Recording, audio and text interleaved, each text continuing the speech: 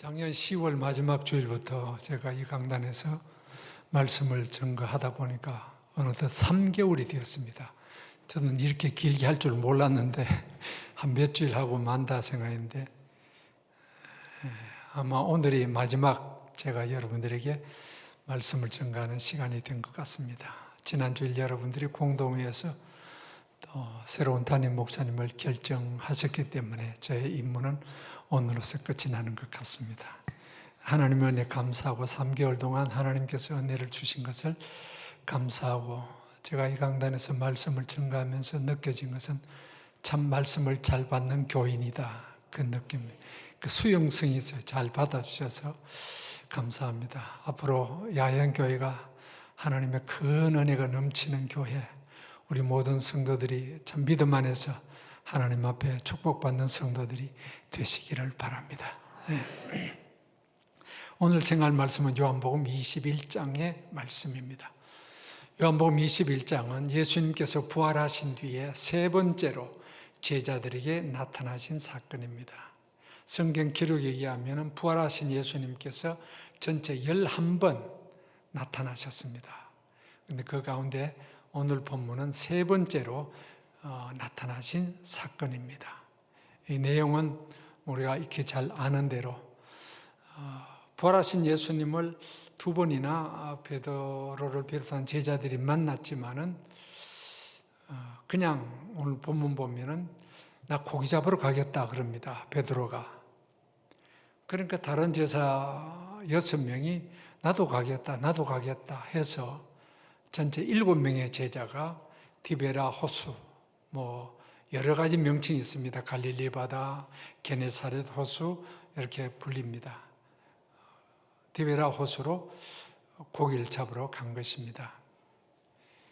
지금 제자들이 활동했던 지역은 예루살렘입니다. 또 부활의 주님을 만났던 곳도 예루살렘입니다. 그런데 이 바다는, 이 호수는 북쪽 갈릴리입니다. 한참 멀리 떨어진 곳입니다. 그곳까지 가서 지금 고기를 잡으려고 했던 것입니다. 그런데 밤새도록 잡았는데 이상하게 한 마리도 안 잡혔습니다. 못 잡았습니다. 허탈했죠. 낙심도 되었겠죠. 그때 예수님께서 찾아오셨습니다. 얘들아, 너에게 고기가 있느냐? 없습니다. 그물을 배 오른편에다가 던지라. 던졌더니 고기가 153마리가 잡혔습니다. 많은 고기가 잡혔죠. 그물이 찢어질 만큼 많이 잡혔습니다. 예수님께서 그 호숫가에 조반을 준비해 놓으시고 제자들이 나올 때 같이 식사를 나누십니다. 그리고 식사 후에 베드로에게 하신 말씀이 오늘 15, 16, 17절의 말씀입니다. 유명한 질문, 네가 나를 사랑하느냐? 내가 주님을 사랑한 줄 주님이 아십니다. 2번, 3번 같은 질문을 하시고 마지막 하신 말씀은 내 양을 먹이라, 내 양을 치라, 내 어린 양을 먹이라. 목양의 말씀을 해주신 것이 21장의 내용입니다. 오늘 21장을 통해서 몇 가지 교훈을 함께 나누려고 합니다. 첫째는 3절에 시몬 베드로가 나는 물고기 잡으러 간다. 우리도 가겠다. 고기 잡으러 간 제자들을 한번 생각해 보겠습니다. 왜 베드로를 비롯한 제자들이 고기 잡으러 갔을까요? 성경에는 그 이유를 기록하고 있지는 않습니다. 그냥 성경학자들의 해석이 정말 다양합니다. 그냥 소일거리로 갔을 것이다. 심심하니까. 할 일 없어 갔다. 그런 표현도 있습니다. 안 그러면 생업을 위해서 당장 이제 먹고 살아야 되니까 갔다. 그런 해석도 있습니다. 그러나 가장 공감을 얻는 해석은 베드로가 자격지심에서 갔다. 그런 해석이 있습니다. 자격지심이 뭐냐? 베드로는 우리가 안대로 예수님을 모른다고 3번이나 부인한 사람입니다. 얼마 전에 예수님은 모른다 3번 부인했습니다. 제자인데, 더군다나 소위 수제자인데 예수를 모른다고 3번 부인했으니 부끄럽고 창피스럽고 자괴감이 든 겁니다. 내가 무슨 제자냐? 예수님을 3번이나 모른다고 저주하며 맹세하며 부인한 내가 예수님의 제자 될 더 이상의 자격이 없다. 나 부끄럽다. 그래서 난 그만두겠다. 예수님을 따르는 데서 또 예수님의 제자의 위치에서 고기잡이는 애직업입니다. 자기가 예수님을 만나고 처음 부름받았을 때 어부였습니다. 나를 따라오너라 누가복음 5장에. 그래서 다 버리고 예수님을 따라갔습니다. 그런데 3년 만에 다시 그 자리로 돌아간 겁니다. 그러니까 어떤 이유에서든지 간에 예수님을 떠난 거죠. 우리가 생각할 때는 부활의 예수님을 만났다 그러면 부활의 예수님과 앞으로 어떻게 제자로서 앞으로 복음을 위해서 주님과 더불어 어떻게 무엇을 할 것인가 하는 그런 생각에서 함께 있어야 되는데 그러지 못하고 난 고기 잡으러 간다. 옛날로 돌아간 겁니다. 그런데 어떤 이유에서든지 주님을 떠나는 것은 잘못된 겁니다. 어떤 이유에서든지. 성경에 보면은 예수님께 왔다가 또 예수님을 떠난 사람들이 있습니다. 대표적인 것이 요한복음 6장에 나오는 오병이어 사건 때 일입니다. 베세다 들녘에서 예수님께서 보리떡 5개 물고기 2마리 가지고 5,000명을 먹였습니다. 줄이고 있던 그들에게 깜짝 놀랐죠. 이야, 세상에 이런 일이 있을 수 있냐. 예수님께 오면 먹는 문제 해결되는구나. 육신의 문제 해결되는구나. 물론 그 전에 예수님 병 고치시는 것도 경험했고 했기 때문에 이야, 이 기적에 예수님 따르면 먹는다. 이 떡 문제가 해결된다. 열광하며 예수님을 따랐습니다. 근데 예수님의 핵심은 기껏해야 줄인 배를 채워주는 그 정도에 머무는 것이 아니었습니다. 뒤이어서 예수님께서 요한복음 6장에서 교훈하신 것은 생명의 떡입니다. 예수님의 핵심은 생명의 떡이에요. 육신의 떡 그보다도 너희들이 생명의 떡을 먹어라. 내가 생명의 떡이다. 나를 먹어라. 내 피를 마셔라. 이 복음의 핵심을 이야기했습니다. 이 사람들 깜짝 놀랐죠. 아니 우리는 육신의 떡 먹으면 만족하고 그 떡 먹기 위해서 지금 열광하고 따르는데 무슨 생명의 떡이라니 내 살을 먹어야 된다. 이게 도대체 무슨 말이냐. 이해가 안 되죠. 그래서 한 사람 두 사람 떠나기를 시작합니다. 6장 66절에 보면 예수님께서 남아있는 제자들에게 하신 질문, 너희도 가려느냐? 그랬습니다. 예수님께 왔다가 떠나는 사람들. 오늘 또 많은 사람들이 교회를 찾습니다. 복음을 듣고 참 믿음을 가진 사람이 있는가 하면은 왔다가 떠나는 사람도 역시 많습니다. 신앙이라는 것이 우리가 아는 대로 어떤 것입니까? 하나의 생활의 액세서리가 아닙니다. 문화생활, 취미생활이 아닙니다. 교양 생활을 위해서 신앙이라는 것을 갖는 것이 아닙니다. 신앙이 뭡니까? 예수님 누굽니까? 십자가 지시고 부활하신 예수님. 믿으면 살고 안 믿으면 죽는, 믿으면 영생 얻고 안 믿으면 영원한 형벌 받는, 죽고 사는 문제예요. 생명에 관계되는 문제지. 그저 믿으면 안 믿어도 되지만 믿으면 더 좋고 정도의 수준이 아닙니다. 이건 생명을 걸고 믿어야 될 것이고 어떤 일이 있더라도 믿음을 버려서는 안 되는, 오직 예수님 복음 십자가 붙들고 살아가야 되는 것이 신앙의 핵심인 것입니다. 여러분, 예수님이 어느 정도입니까? 예수님 없이 살겠습니까? 아이고 뭐 없어도 되지, 그 정도입니까? 나는 예수님 없이는 살 수가 없어요. 그래서 옛날 연세 높으신 분은 아실런지 옛날에 부흥이 하면 이런 복음성과 찬송을 많이 불렀어요. 물을 떠난 고기가 혹시 산다 해도 예수 떠난 심령은 사는 법이 없어요. 예수님 내 주여 내 중심에 오셔서 주님 한 분만으로 만족하옵니다. 젊은 모르지. 처음 들어보죠. 저게 무슨 노래냐. 아마 70대 이상 되신 분들, 부흥에 열심히 다녔었던, 기도원에 열심히 가셨던 분들은 알 겁니다. 저 황세원 권사님도 잘 알 겁니다. 황세원 권사는 누구냐? 제 친구입니다.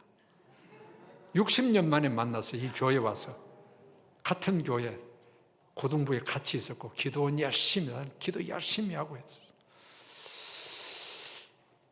이런 찬송 부르면서 예수님 없이 난 살 수가 없다. 예수님 꼭 붙들고 살았던 그 신앙. 우리는 이 신앙을 가져야 됩니다. 오직 예수님, 끝까지 예수님.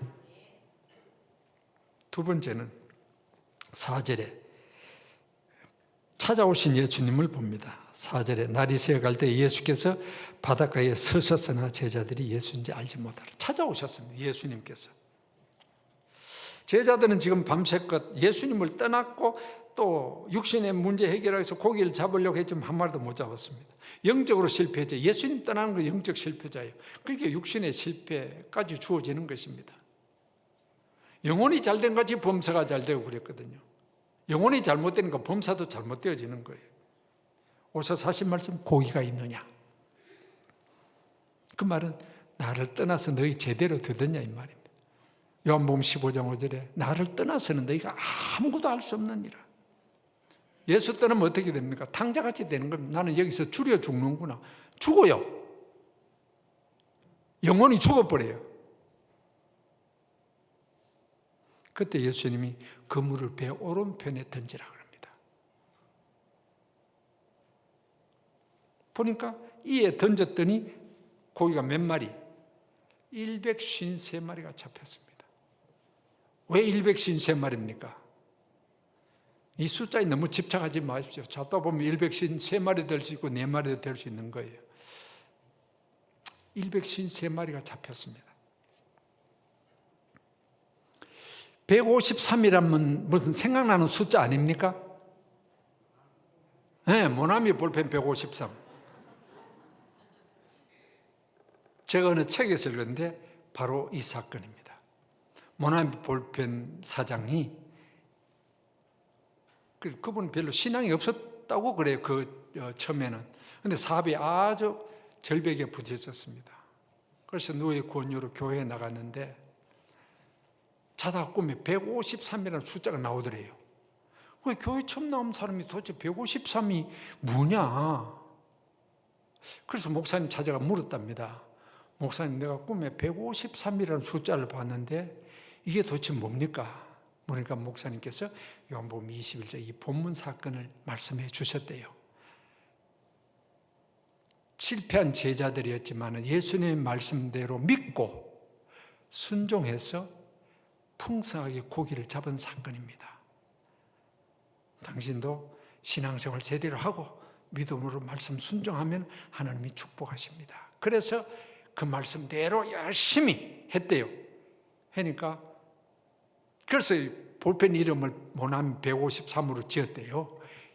모나미 볼펜 153이 여기서 나온 겁니다. 그래서 얼마나 모나미 볼펜이 지금 사업이 대단합니까? 난 잘 모르지만 하여튼 문구류에서 최고 아닙니까? 153 여기 나왔다는 것입니다. 아주 의미가 있는 이야기입니다. 찾아오신 주님은 실패자를 찾아오십니다. 실패를 성공의 자리로, 마음이 아픈 자를 위로해 주시고, 낙심자에게 소망을 주시고, 때로는 죄지어서 번민할 때에 와서 책망도 하시지만 어루만져 주시고, 그 시련을 이기게 만들어 주신 분이 찾아오신 주님입니다. 주님은 늘 찾아오십니다. 내가 주님을 떠나지 주님은 날 버리시지 않아요. 때로 내가 낙심하고 혹은 교만해서 어긋난 길 갈지라도 주님은 항상 나를 보시고 찾아오십니다. 그 실패의 자리에서 성공의 자리에 나가는 조건이 딱 하나입니다. 찾아오신 주님께서 말씀하실 때 그 말씀에 순종하는 겁니다. 제자들에게 그물을 배 오른편에 던지라. 아니 뭐 오른쪽에 던자고 대나 밤새껏 못 잡았는데, 오른쪽이냐 왼쪽이냐가 중요한 것이 아니라 주님의 말씀 그 자체입니다. 이것과 비슷한 사건 우리가 알지 않습니까? 누가복음 5장 베드로가 예수님을 처음 만날 때 사건이죠. 그날 또 밤새껏 고기를 잡아 애썼지만은 한 마리도 못 잡았습니다. 예수님께서 깊은 데로 가서 그물을 내려 고기를 잡아라 그럽니다. 베드로는 어부 전문가입니다. 고기 잡는데 예수님은 목수 출신이에요. 그런데도 우리가 밤이 맞도록 수고를 하였으나 얻은 것이 없지만은 내가 말씀에 의지하여 그물을 내립니다. 말씀에 의지하여 그물을 내립니다. 말씀하시니까 순종합니다. 그죠? 그랬더니 엄청난 고기를 잡은 것입니다. 그물이 찢어질 만큼. 우리가 믿음의 조상이라고 말하는 아브라함의 믿음 특징이 뭐냐? 순종입니다. 창세기 12장 본토 친척 아비 집을 떠나라. 떠납니다. 이게 떠난다는 것이 오늘 아현동에 살다가 어디 영등포로 이사 가고 그 정도가 아닙니다. 히브리서 말씀하신 대로 갈 바를 알지 못합니다. 도대체 떠나서 어디로 가야 되는지 갈 바를 모르는 거예요. 그런데도 떠납니다. 그래서 이 순종이 대단한 겁니다. 22장 뭡니까? 아들 이삭을 바치라. 말이 되는 이야기입니까? 그럼에도 불구하고 바치라. 예, 바치죠. 순종입니다. 요한복음 2장 가나 혼인잔치에 그 포도주 물 가지고 포도주 만든 사건이 있죠. 잔치집에 포도주가 떨어집니다. 얼마나 당황됩니까? 마리아가 예수님이 하시는 대로 하라 그랬습니다. 예수님께서 종들에게 독에다가 물을 부어라 갖다 부었습니다. 그리고 떠서 갖다 주라. 아니 지금 물 부었는데. 그런데 그 종들이 순종합니다. 물이 어떻게 포도주가 됐냐? 물 떠온 하인들은 알더라 그랬습니다. 이 사건 속에서 믿음이 제일 좋은 사람이 누구냐? 하인들입니다. 순종입니다. 그냥.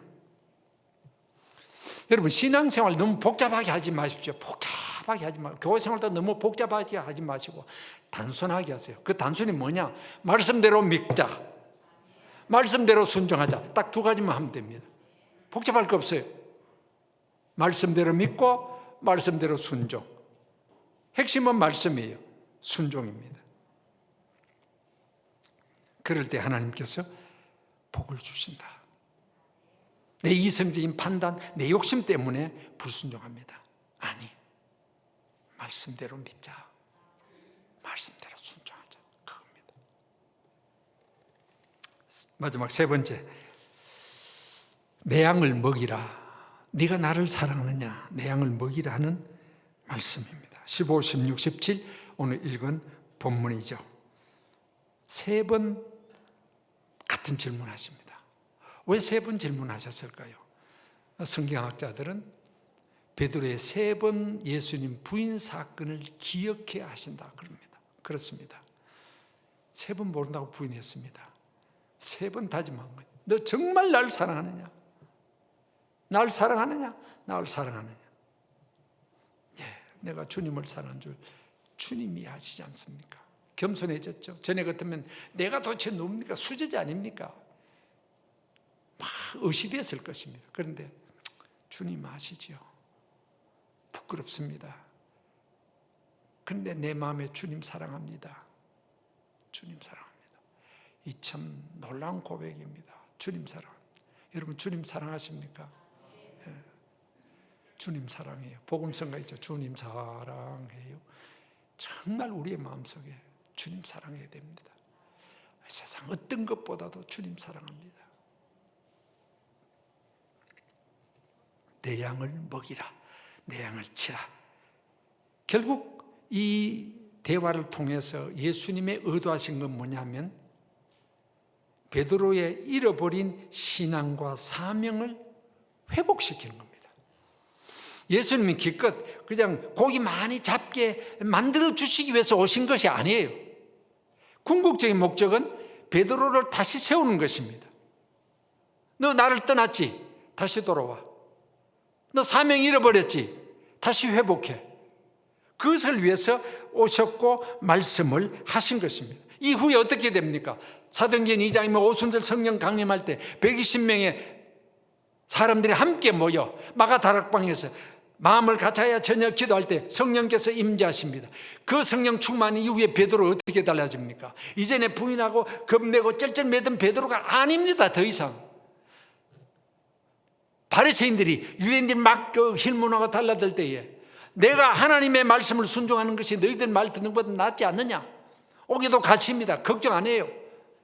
어떤 일을 당해도 담대하게 예수 그리스도를 전거, 십자가와 부활을 전가하는 사람이 됩니다. 다시 시험 받았기 때문에 그렇습니다. 회복시켜 주셨기 때문에 그렇습니다. 이게 사명입니다. 베드로의. 그러면 우리 마음속에 베드로는 참 수제자고 대단하니까 참 대단한 사명이다. 그런데 나는 뭐 별 사명이 없지 않냐? 그렇게 생각이 됩니까? 우리 모두는 하나님 앞에 받은 사명이 다 있습니다. 여러분 자신 내 사명이 뭐냐 그렇게 알고 계시고 지금 신앙생활 합니까? 사명이라 이거 목사님이나 사명이 있고 선교사님들 사명이지 내가 무슨 사명이 있어? 아닙니다. 내가 재능이 있습니까? 어떤 류의 재능이든지 그 재능 가지고 어떻게 하나님의 일을 할까?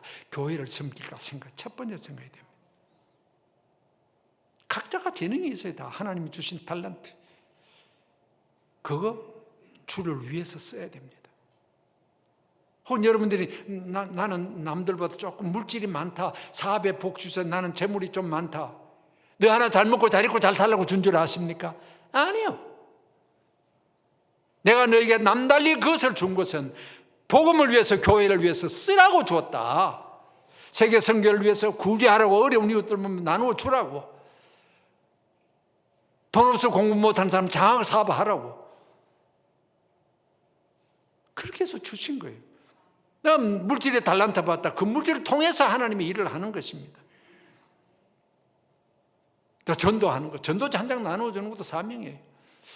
저는 이 한국 교회만 노방전도 하는 줄 알았더니 미국 사람들도 노방전도 하더라고요. 한번 미국 가서 어느 도시에 갔는데 관광지였습니다. 미국 목사님이 노방전도 하는 거 보고 내가 깜짝 놀랐습니다. 막 칠판 하나 걸어놓고 길거리에 사람들 막 모여드니까 다 인간, 하나님이 창조하신 인간이 죄를 범했습니다. 죄값은 사망입니다. 예수님 십자가 돌아가셨습니다. 부활하셨습니다. 믿으면 구원받고 안 믿으면 지옥 갑니다. 뭐 이렇게 외치는 거예요. 깜짝 놀랐어요. 미국 사람도 노방전도 하네. 네, 누구든지 다 합디다.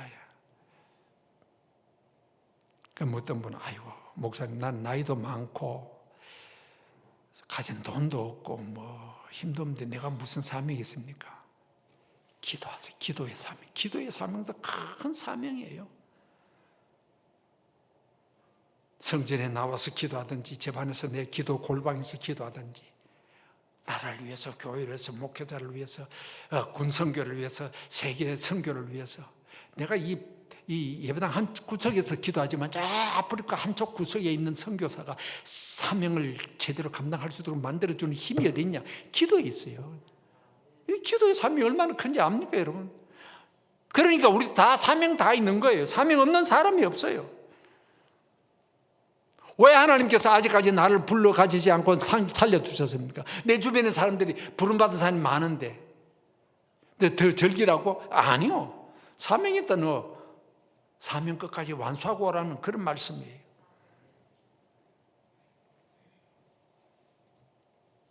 내게 주어진 이 사명을 위해서 우리는 최선을 다해야 되는 것입니다. 내가 생명, 건강, 물질 다 하나님 주신 거예요. 주를 위해서 쓰는 것입니다. 최후에 남는 것이 뭡니까? 내 세상 떠날 때 남는 거 아무것도 없어요. 딱 한 가지 있어요. 그게 뭘까요? 탈무드에 보면 이런 이야기가 나옵니다. 탈무드는 유대인이 구약 성경 다음으로 중요하게 생각하는 삶의 지혜서입니다. 뭐 보신 분이 많겠죠. 탈무드. 거기 보면 새 친구라는 이야기가 있습니다. 어떤 사람에게 새 친구가 있다고 했습니다.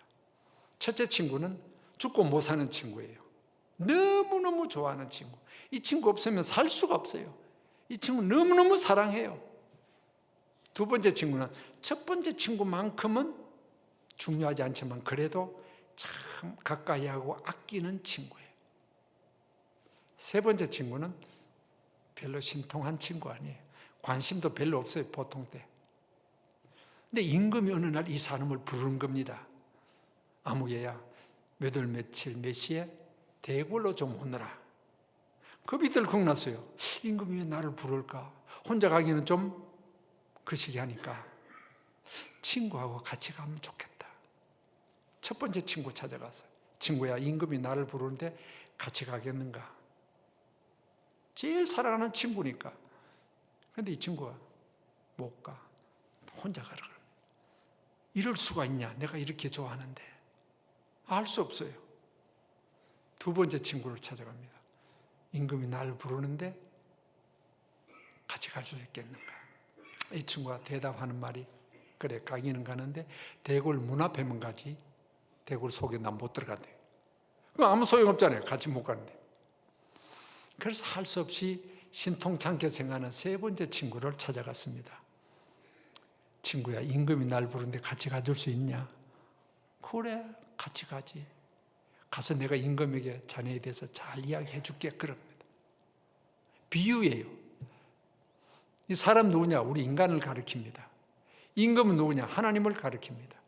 대궐로 부르다 죽음을 뜻합니다. 죽을 때에 누가 같이 가느냐? 첫 번째 친구 누굽니까? 여러분이 제일 좋아하는, 이 친구 없으면 못 살아, 제일 사랑해. 어려워요? 돈입니다. 죽고 못 사는 친구 아니에요, 여러분? 제일 사랑하죠. 그런데 내가 죽을 때 동전 한 입 못 가져갑니다. 아무리 땅이 많아도 한 평 못 가져갑니다. 그래서 서양 속담에 수위에는 호주머니가 없다는 속담이 있습니다. 예, 수위 죽을 때 입는 옷, 호주머니 만듭니까? 안 만들어요. 한 푼도 못 넣어가니까. 두 번째 친구, 친지, 친척, 가족들. 식구가 돌아갔습니다. 에고 울면서 어디까지 갑니까? 하관식 할 때까지만 갑니다. 대궐 문 앞에까지만 가지.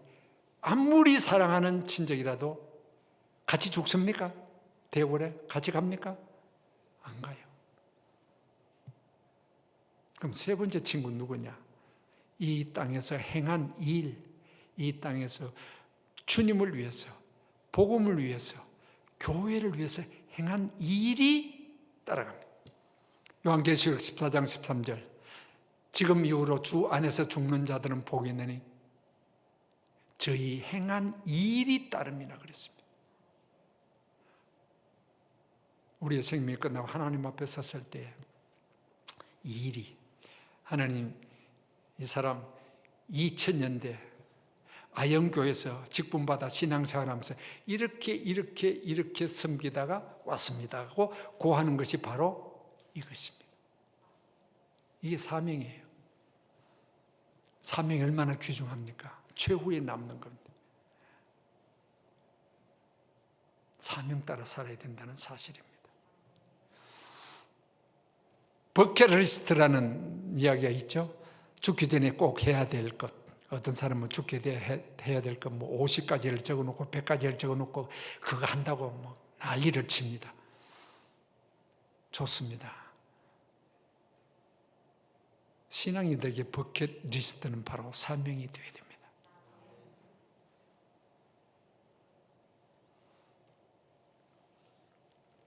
여러분, 두 가지만 강조하고 말씀을 맺겠습니다. 어떤 일이 있어도 신앙에서 떠나지 마십시오. 예수님 놓치지 마십시오. 두 번째, 하나님이 날 불러가시기 전까지 내게 주어진 사명 위해서 최선을 다하시다가 하나님 앞에 설 수 있기를